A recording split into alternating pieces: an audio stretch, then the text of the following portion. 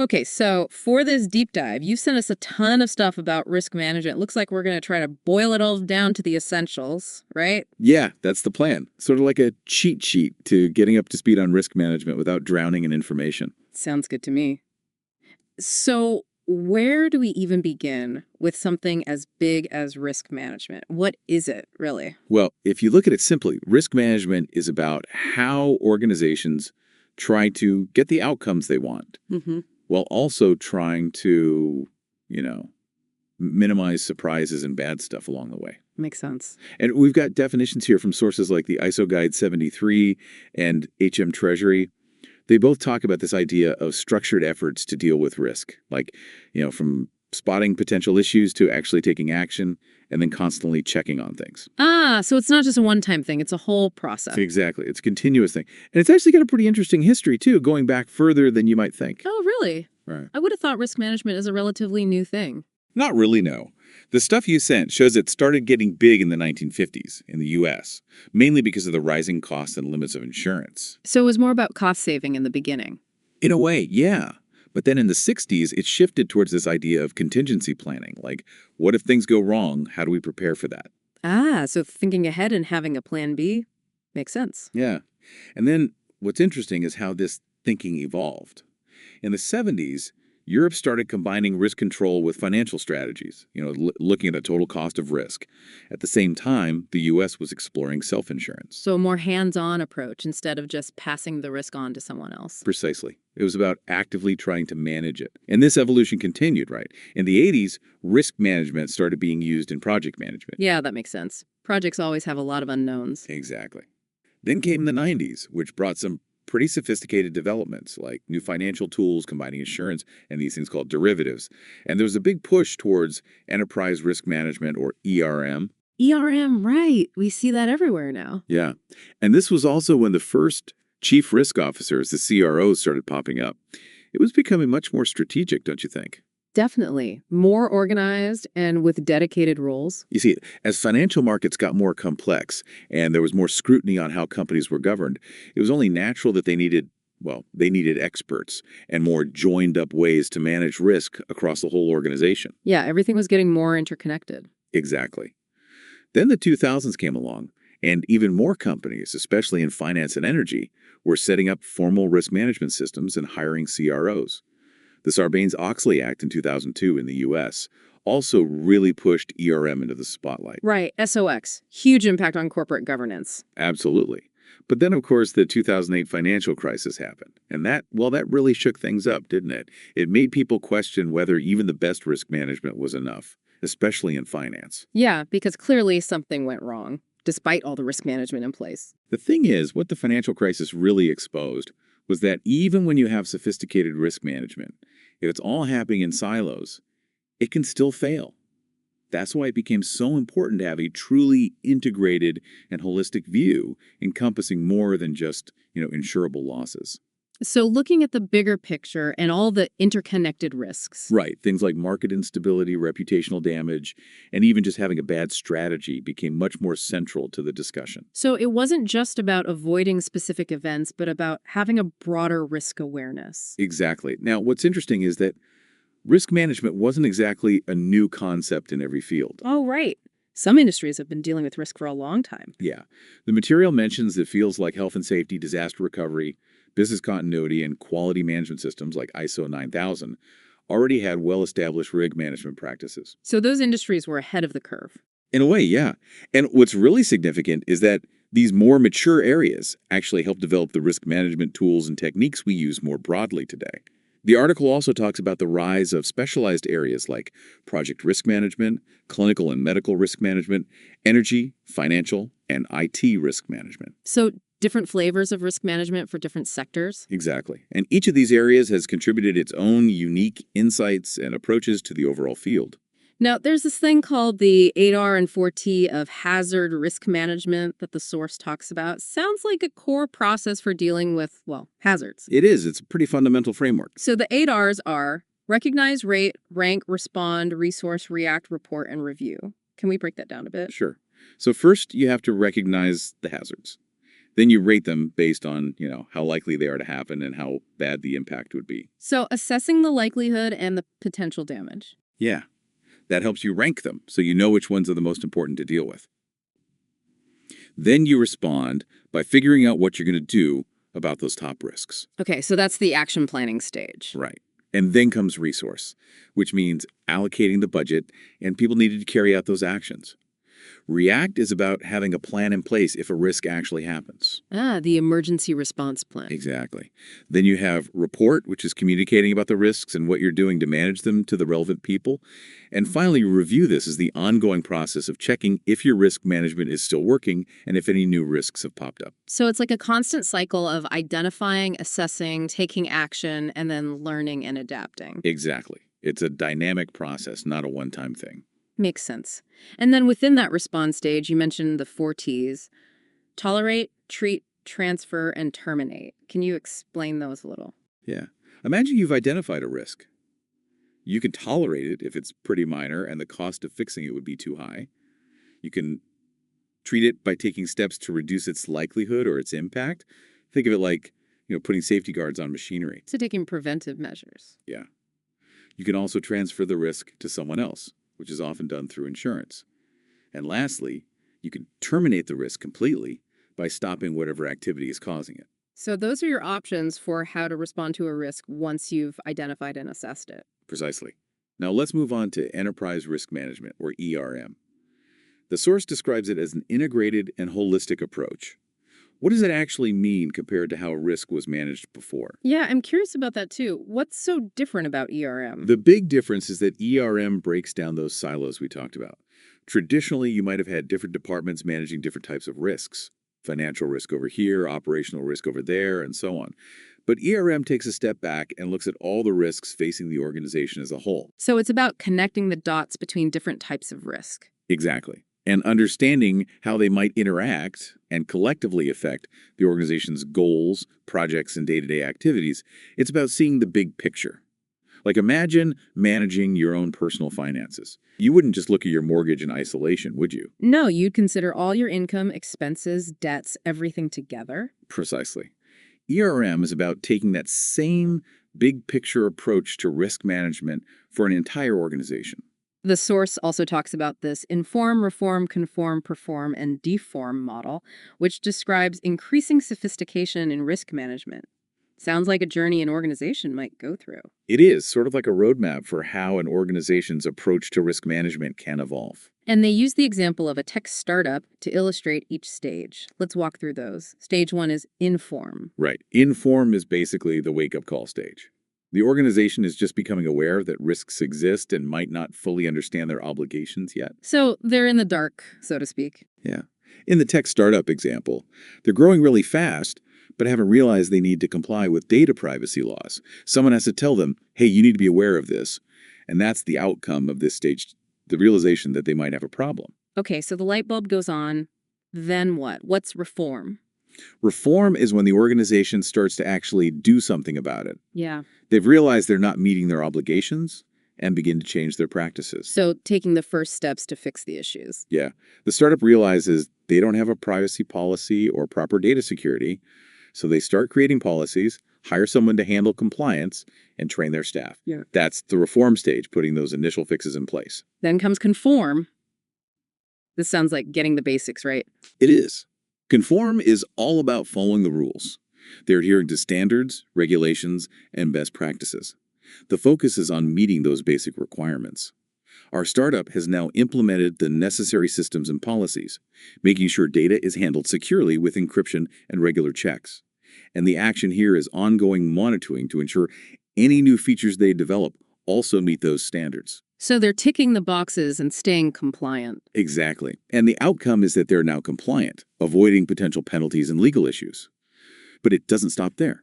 Right, because now they're moving on to perform, which sounds like they're using risk management to their advantage. Exactly. At Perform, risk management becomes a part of their strategy and decision-making, is helping them do better overall. The startup, now fully compliant, realizes their strong data security is a selling point. So they start actively marketing it to attract customers who care about data privacy. The outcome here is that they're not just avoiding risks anymore. They're using their good risk management practices to grow their business. So it's become a competitive edge. That's smart. It is. But then there's this last stage, and it's a bit of a cautionary tale. It's called deform. Deform. That sounds like things have gone a bit wrong. Yeah. This is when risk management becomes, well, too much of a good thing. It starts to hinder progress and stifle innovation. The startup, after its initial success, gets so obsessed with minimizing every possible risk that they end up overspending on protection and becoming afraid to try new things. They're so worried about potential downsides that they miss opportunities. So they've become paralyzed by risk aversion. Yeah, and the outcome is stalled growth and missed chances. It's a good reminder that even good things can be taken too far. It's a balancing act, isn't it? You need to manage risk, but not let it suffocate you. Exactly. Now, the source also briefly mentions this FOIL model: fragmented, organized, influential. Leading is another way to look at this idea of increasing maturity in risk management. It seems like there are different ways to map this journey. Different perspectives on the same idea. Right.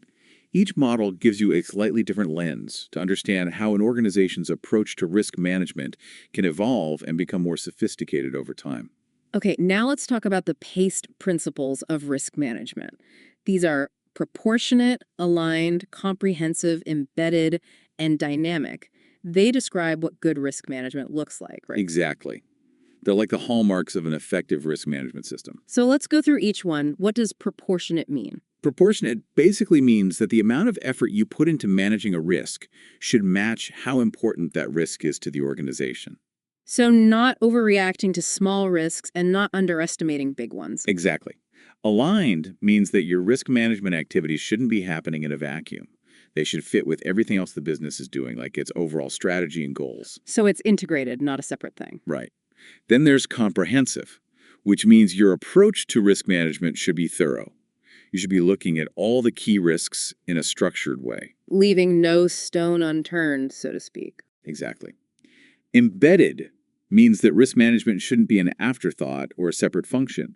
It should be built into the organization's everyday processes and how people work. So it's part of the DNA of the organization. Yeah, that's a good way to put it. And finally, dynamic means that your risk management system needs to be flexible. It needs to be able to adapt and change as new risks emerge or as the business environment changes. So it's not a static, set it and forget it system. No, it's a constantly evolving process. So PACE-D tells us what good risk management should be like, but the source also talks about what it should achieve, summarized as MADE2. Can you explain what that stands for? Yeah, MAED2 stands for Meeting Mandatory Obligations, assuring that significant risks are managed effectively, ensuring decisions consider risks, and enhancing the effectiveness and efficiency of core processes. Okay, so it's about ticking the boxes you have to tick, giving stakeholders confidence, making better decisions, and ultimately improving how the organization operates. Precisely. Those are the tangible benefits you should expect from a well-designed and well-implemented risk management framework. And the source makes the point that the focus on risk management has really increased in recent years due to things like the global financial crisis, corporate failures, and the fact that information spreads so quickly these days. Right. Those events really put risk management in the spotlight. Stakeholders, like boards and investors, want to know that organizations are on top of potential problems and that the information they're getting, especially financial reports, is accurate and reliable. That's where regulations like the Sarbanes-Oxley Act come in, increasing scrutiny on financial reporting and transparency. So it's about accountability and building trust. Absolutely. And it's not just about avoiding negative impacts anymore. Mm. Risk management can actually be used to improve core processes and make the organization more efficient and effective. So it goes beyond just preventing bad things from happening. Right. It can actually help you achieve positive outcomes. The source talks about how risk management can be used to enhance project and program management and even to inform strategic decision-making. Because, as they say, a bad strategy can be just as dangerous as any other risk. Exactly. Risk management gives you the tools to carefully evaluate strategic options, considering potential downsides and opportunities. It helps you make more informed decisions. Now, the source also goes into some specific frameworks for risk management. Let's start with the COSOERM structure. It has 5 components, right? Yeah, it has 5. Governance and culture, strategy and objective setting, performance, review and revision, and information communication and reporting. Each of these has its own set of principles that outline how it should work. Okay, so let's go through them one by one. Starting with governance and culture, what are the key principles? So, Governance and culture is all about setting the right tone at the top. The first principle is exercises board risk oversight, which means the board of directors has a responsibility to understand and oversee risk management activities and ensure they have the necessary expertise to do so. So it starts at the very top. It does.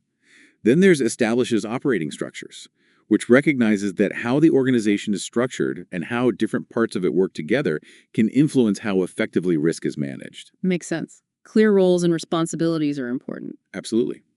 Then there's defined desired culture, which is about creating a culture where people are aware of risk and take it seriously, and where ethical behavior is valued. So it's not just about having policies, it's about how people behave. Right. And that ties into the next principle, demonstrates commitment to core values, which emphasizes that ethical behavior and integrity should start at the top and flow throughout the organization. Leading by example. Exactly. And finally, there's attracts, develops, and retains capable individuals. This means making sure the organization has the right people with the right skills and experience to manage risk effectively. So having the right talent in place. Okay, that covers governance and culture. What about strategy and objective setting? This component is all about making sure that risk is considered when developing the organization's overall direction. The first principle is analyzes business context, which means understanding both the internal and external factors that can influence risk. So knowing what's going on around you and within the organization. Right. Then there's defines risk appetite, which is about deciding how much risk the organization is willing to accept in order to achieve its goals. So knowing your limits and what you're comfortable with. Yeah. Then you have evaluates alternative strategies, which is about looking at different strategic options and considering the risks associated with each one. So weighing the pros and cons with risk as a key factor. Precisely. And finally, there's formulates business objectives, which is about making sure that the objectives the organization sets for itself are aligned with the chosen strategy and the organization's risk appetite. So everything needs to be joined up and consistent. Exactly. Yeah. Now, moving on to performance. This component is all about the actual process of managing risks. So putting the plan into action. Right.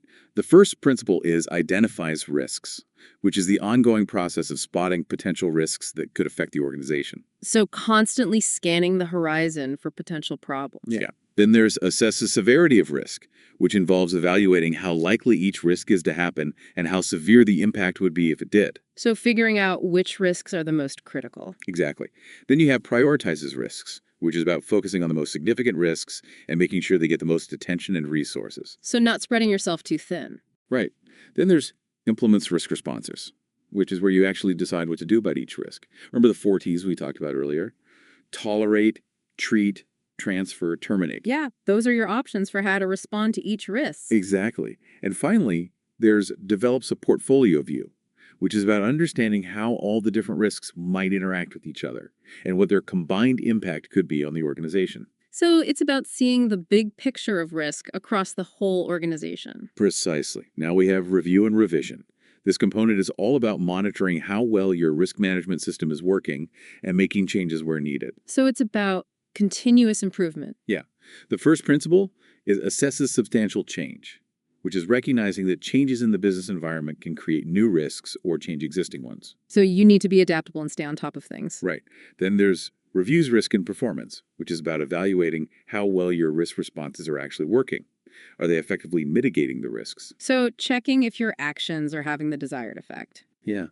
And finally, there's pursues improvement in the ERM, which emphasizes that risk management should be a learning process. You should always be looking for ways to improve your processes and make them more effective. So never getting complacent. Okay, that's review and revision. What about the last component? Information, communication, and reporting.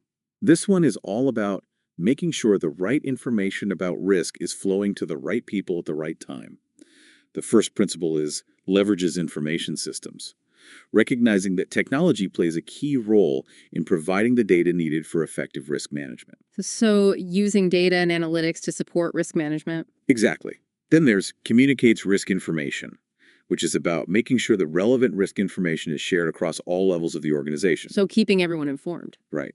And finally, there's reports on risk, culture, and performance, which means that key stakeholders, including the board of directors, get the information they need to make informed decisions and oversee risk management effectively. So clear and transparent reporting. Precisely. Now, in addition to the COSO framework, the source also details the principles of risk management. According to ISO 31000 1.2018, there are 8 of these, right? Yeah, let's hear about those too. Okay, so the first principle is integrated, which emphasizes that risk management should be a core part of everything the organization does, not a separate function. So it's woven into the fabric of the organization. Exactly. Then there's structured and comprehensive, which highlights the need for a systematic approach to risk management that ensures consistency and allows for comparisons across different parts of the organization. So having a clear framework that everyone follows. Right. Then there's customized, which means that the specific risk management framework and process should be tailored to the unique context and objectives of each organization. So one size doesn't fit all. Precisely. And then there's inclusive, which stresses the importance of involving stakeholders, both internal and external, in the risk management process. So getting input from different perspectives. Exactly. Now, for the remaining 4 principles, we have dynamic, which reminds us that risks are constantly changing. So the risk management system needs to be adaptable and responsive. Always staying ahead of the curve. Right. Then there's best available information, which means basing risk management decisions on the most current and relevant data, while also recognizing that data might not always be perfect. So being informed but also realistic. Exactly. Then there's human and cultural factors, which highlights that people and how they behave, as well as the overall culture of the organization, can have a huge impact on how effective risk management is. So the human element is key. It is. And finally, there's continual improvement, which emphasizes that risk management should be a learning process, constantly evolving based on experience and feedback. So always striving to get better. Exactly. Now, what's interesting is that both the COSO framework and the ISO 31001 principles, while structured differently, point towards many of the same core ideas. Yeah, they seem to be complementary, right? Different approaches, but with shared values. Right. They both emphasize a holistic and integrated approach, the importance of tailoring risk management to the organization's specific needs, the value of stakeholder involvement, the need for adaptability, and the commitment to ongoing improvement. Okay, so we've covered a lot of ground here. From the history of risk management to different frameworks and principles, it's clearly much more than just buying insurance or filling out a checklist. Absolutely. It's a fundamental aspect of organizational success and resilience. And it's not just about avoiding bad things. It's about making better decisions and seizing opportunities. And it's not a static function. A mature approach to risk management means it's woven into all levels of the organization, from setting the overall strategy to day-to-day operations. Exactly. Understanding these different models, from the basic 8Rs and 4Ts to the more comprehensive ERM frameworks like COS and the ISO 31001 principles, gives you a valuable toolkit for building a robust and tailored approach to risk management. Which brings us to a final thought for you, our listeners. Yeah, think about those different stages of risk management sophistication we talked about, from being unaware to becoming overly bureaucratic. And consider the various principles and frameworks we've explored. Where do you think the organizations you're familiar with fall on that spectrum? Yeah, and what's one area they could focus on to improve their risk management practices and ultimately achieve their goals?